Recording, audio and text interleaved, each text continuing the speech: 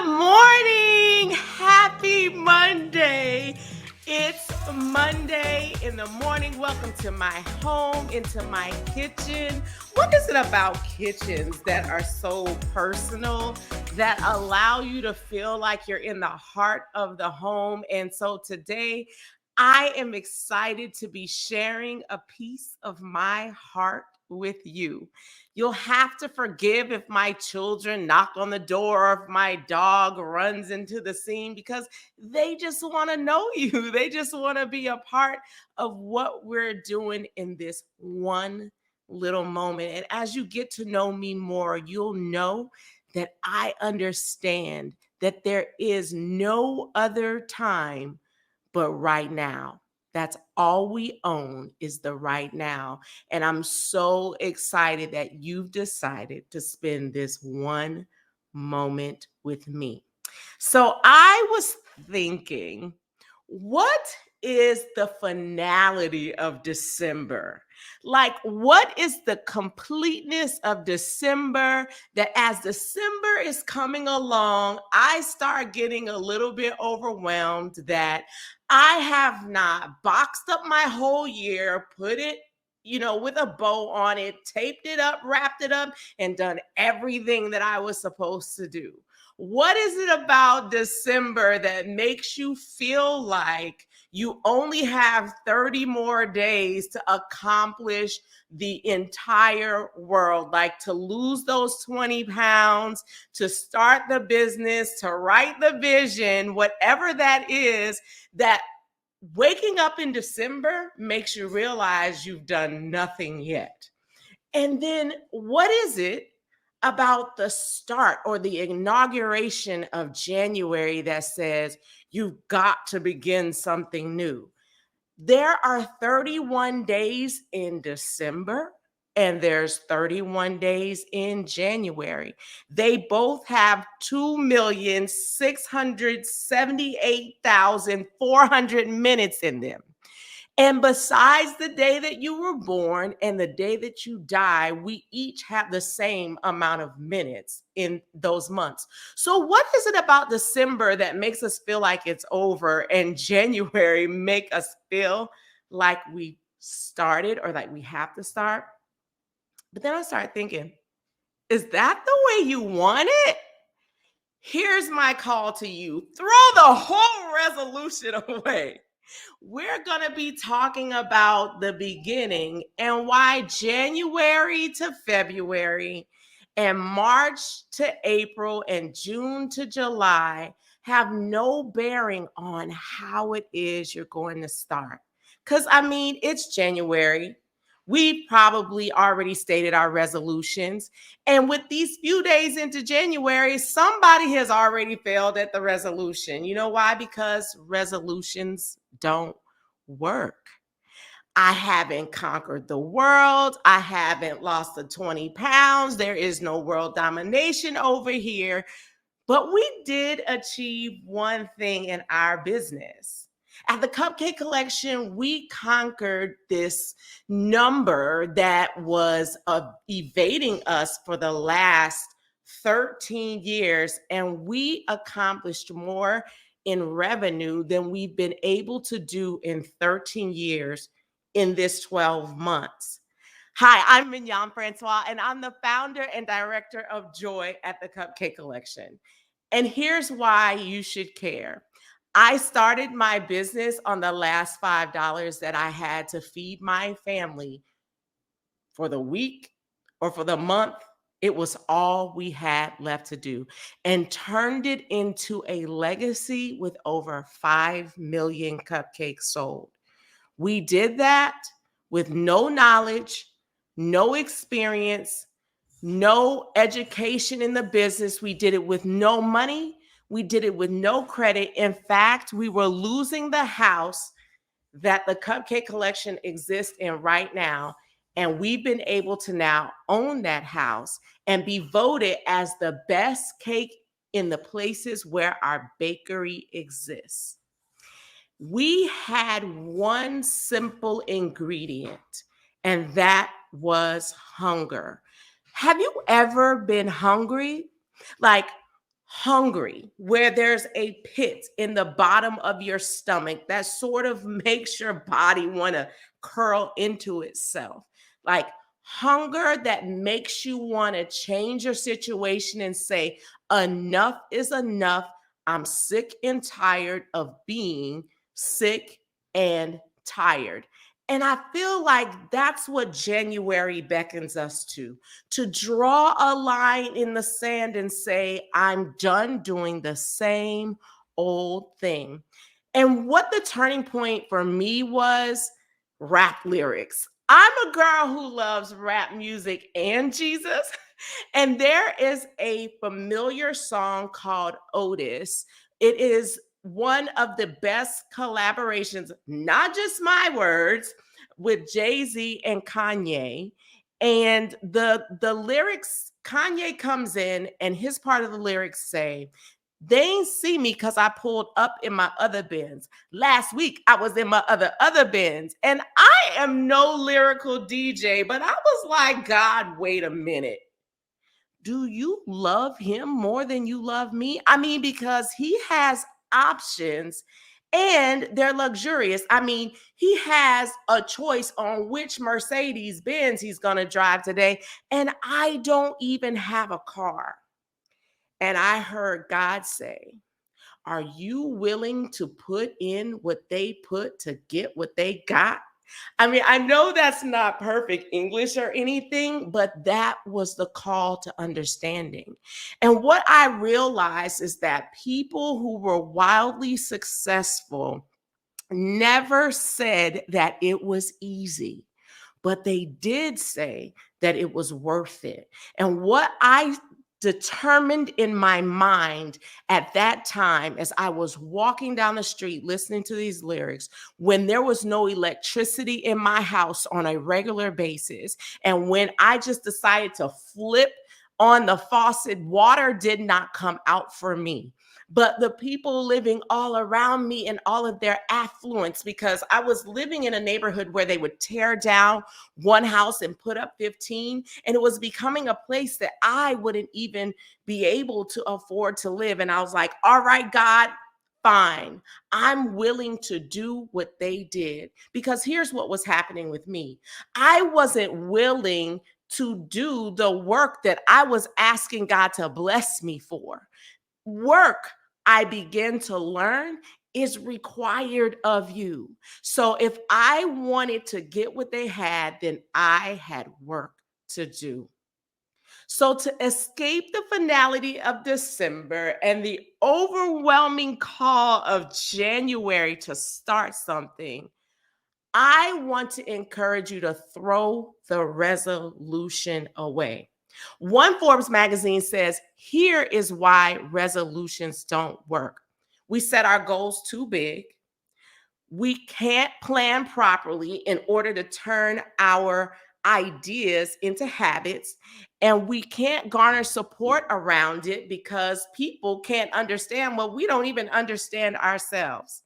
So instead, I'm asking you to do this one simple thing that I have learned in my life. I choose one word. That's it. One simple word to be connected to. What happens to me in about October or November of every year is that a word tends to resonate with me. It will start showing up on the radio, on a billboard, in a magazine. When I flick on the TV, I start seeing a word that begins to always flash in front of my life. And as I take inventory of the word that's going to govern me for the next 12 months ahead in the new year, it will begin to bring me joy as I think about it. And as I think about that word, I start seeing that word manifest to me. So one year, my word was shift. And another year, my word was focus. Another year, my word was joy. And it became so synonymous with my life that I put it on my email, that I learned my name meaning is connected to it. And I just wanted to be synonymous with joy. So I began to declare it in everything that I did. Now, here's why choosing that one simple word over your resolution will work for you. If we go back to the examples that were left in that Forbes magazine, it said that we create big, lofty goals that we can't even remember to form habits out of it and can't get anyone else around it. But what's lovely about this one word? It's manageable. It's easy to gather support around it and turn it into a habit because anyone can remember your word. So if I tell you that I'm going to be all about joy, then everyone around me knows when I stop acting joyful, hey, Mignon, that's not you. I thought you wanted to be about joy. Hey, Mignon, I thought we were staying focused. I thought we were following one course until we became successful. I thought that fear wasn't governing our lives anymore, Mignon. And so when you have one word, it's easy to gather support around it and get other people on board with your word. And that's why it will work. So my word for 2022 is quickly. And I found myself going to a new city to celebrate this church that I follow online. They were going to be going back to in-person worship, and I didn't make any plans. I went alone. I didn't rent a car. I didn't plan a hotel. I just got up and said, I'm going to be in Jersey when they celebrate their 16th year anniversary. And as I was getting ready to land on the plane, I start looking for, as we were taxiing down the runway, I started looking for hotels, and wait a minute, they don't have any hotels in the city. I didn't know that there was going to be a big rival game. I didn't know there were going to be barely any hotel rooms because there was also a homecoming in town. And so the NFL and the college that exists there were taking up everything. And I was like, you know what, God? I see what you're trying to do. I am going to get excited about the fact that you want to take me on an adventure. And so I went on an adventure with God, and I got to the day that I was going to go visit the church. And even the pastor from the pulpit says my word of the year. And he begins to pray a quickly blessing that you would be reaping and sowing at the same time. But what I want you to know about your word as you choose your word for the year, it's not going to happen the way you think it's going to happen. It's not going to come wrapped up in a bow, just like your resolution doesn't come so easily. We're only a few days in, and some people have to choose a new resolution or have thrown the whole resolution away even before I called you into this challenge. And so he was saying, I'm praying that you will be reaping and sowing at the same time, because people don't know that you've been in business already for 13 years and they think you just showed up on the scene and it happened so quickly that you were an overnight success. But I want you to know, and many of you do that are sharing this space with me, know that overnight success, according to Malcolm Gladwell, takes 10 years. God doesn't think like we think. The Bible says in Isaiah 55, 8 and 9, my ways are not your ways. I don't do things the way that you would do them. So as you're getting your word and you're so excited, I want you to know that it's not going to appear the way that you think it will. So while I thought that all the work that I've been putting in, it was going to show up quickly, that I was going to be able to start reaping things. But what I didn't know is that quickly my situation was going to change. Quickly, relationships were going to walk out of my life. Quickly, people who had been on my team for a really long time were going to turn around and go in another direction. Quickly, I was going to be back in a position that I hadn't been in before. And I had to look at the situation and say, okay, God, I see what kind of adventure you're trying to take me on. So as I'm thinking about how God does things, I am reminded of Isaiah 43:19. And Isaiah 43, I'll start with Isaiah 43:18. And in Isaiah 43:18, it says, But forget all that. It is nothing compared to what I am going to do. Verse 19 says, "For I am about to do something new. I have already begun. Do you not see it? I make a pathway through the wilderness. I will create rivers in the dry wasteland." Here's what I want you to be encouraged by. It doesn't matter what it looks like. It doesn't matter what other people say. That word that's on the inside of you, that's beckoning you to begin in January, that's beckoning you to have a vision that's going to pave the way for your future, is God calling you from the wilderness, and it's springing up something on the inside of you that's bringing you joy and happiness, because God said, "I am a God of a new thing." You can't expect him to do it like he did it for her, and like he did it for him, and like he did it for them, because he's going to do a new thing. God says, "I am able to do exceedingly and abundantly above anything that you can even imagine in your mind." But it doesn't say that he will. It says that he's able. He says, "I can." He doesn't promise you that he will. He never said it would be easy, but the promise is that it will be worth it. So now, what I want you to do is get your pencils out. I want you to get ready to write the vision. I've got my pencil, I've got my paper. Here is why I want you to use a pencil. Because we are leaving room for God to edit our vision. We are leaving room to use the eraser for what we want to have, and make room for God to collaborate with us on what it is that he wants to do, because he doesn't think like we think. He can do greater than we have the capacity to imagine, even in our mind. And so we are going to use a pencil to write our vision, and then make room for God to ink that in eternity as he begins to allow things to unfold for you. And you're going to start saying that word, and you're going to start manifesting the things that God has designed for you in your business, in your week, in your day, in that word. For me, God has designed something to happen quickly. Even this time that we're spending together right now on Monday morning was decided very quickly. And I hope today that brings you joy as you consider your word over your resolution.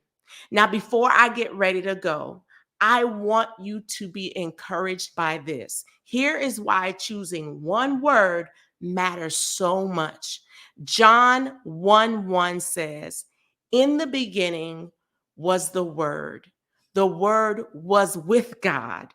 The Word was God." I want you to know that nothing exists apart from words. You are the result of some word that your dad said to your mom that she liked. You are the product of words your parents said to each other. In her new book, Atlas of the Heart, Brene Brown talks about the power of words, and how your feelings are not communicated by your words, but that in fact, our feelings are commanded by our words. So that what happens is we say how we feel, and then our actions take form according to the words that we say. That's why you'll always see me live by from here forward. And if you look in the past, that I speak what I seek until I see what I've said. And that's my prayer for you, that you will speak what you seek until you see what you said. So now I'm asking you, what are you going to birth with your words. You have a whole week to think about what your word is for 22. If you haven't already figured out that resolutions don't work because they're just too big, and you just have this one simple assignment to just consider one word. All you need is one simple word to keep up with, one small thing to be a steward over for the next 12 months, for the next 2,678,400 minutes that January is beckoning you to. I want you to let that word envelop you and know that Jesus himself in John 1:14 was called the Word made flesh. And that's what you are too. You are the Word made flesh. So now, what are you going to birth with your words? It's a new creation week. We're not looking at this week like a work week because we're going to collaborate with God on some things, and we're going to write it in pencil, leaving room for him to do his thing. And then next week, we're going to talk about how God showed us in creation what it is like to be an entrepreneur through the example that he left us in the 6 days that he put the whole thing together. So I want you to unbox the resolution and just pull out the one word. All you need is one. And I hope that brings you joy.